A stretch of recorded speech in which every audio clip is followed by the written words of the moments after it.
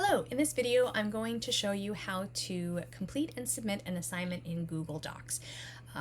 So this is an assignment from the AP Psych class, but it'll look pretty similar in any class that you take. If it's this pink icon right here, this is where you're going to need to upload a submission of some type. So the instructions to the assignment will be in some capacity here. Some teachers will have uploaded a document that you can access or download. It might be a Google Doc that you open and make a copy of. In this case, it's just a series of prompts that we're expected to respond to.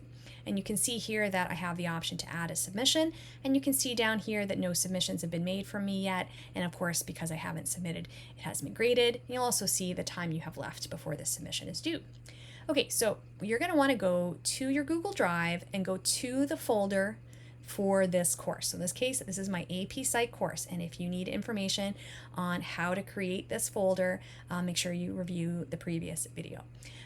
Once you're here, you're going to go to New, and if it's a Google Doc, like a basic word processing where you want to type, then you want to go to Google Docs and you're going to create a blank document.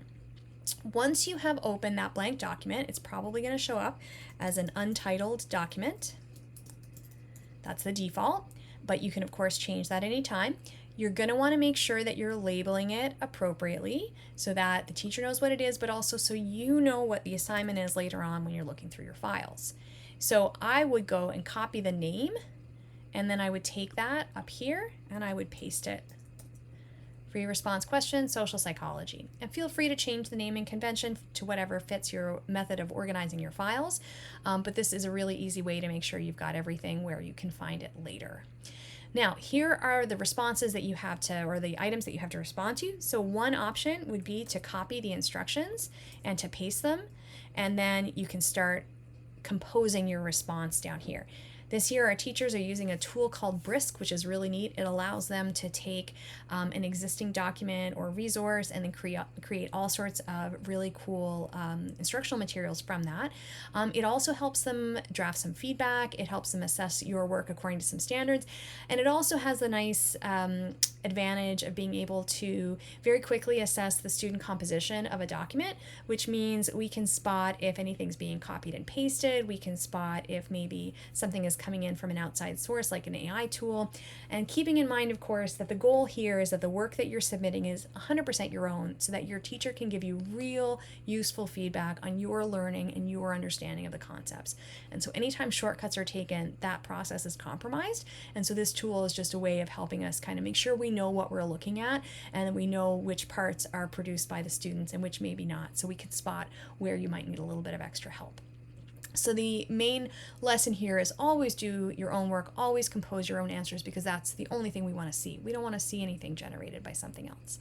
So once I've got my instructions in there, just for easy reference, I might start out if I'm answering questions number 1, and I can simply type in my answers. Now, because I've created this document within the AP Psych folder, which I already shared with my teacher, I don't have to worry about any permission issues, but I do need to submit the assignment when I've completed it. So what I'm going to do for that is I'm going to go up here to the Share Document button, and you can see that right now it's only shared with me because I didn't actually share it with a person. You will see your teacher's name because you've already shared all the documents in your folder, and you're going to click on Copy the Link. Once you've copied the link for your completed assignment, you're going to go back here, you're going to click Add a Submission, and you're simply going to go to the box and paste in the box. And that's pretty much all you need to do to submit, to get that link in there. There's one other thing we're going to ask you to do as well, because right now this is an address, but it's not a live hyperlink. So the last step is simply highlight and click this link button and paste again. And what that will do is it will make it a clickable link for your teacher, which really helps speed things up when they grade. So you're going to create your document.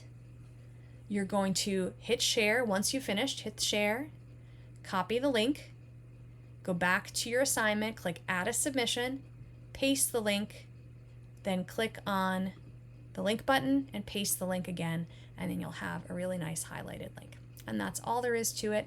From there, you'll be able to see feedback and your grade both in Moodle and in Google.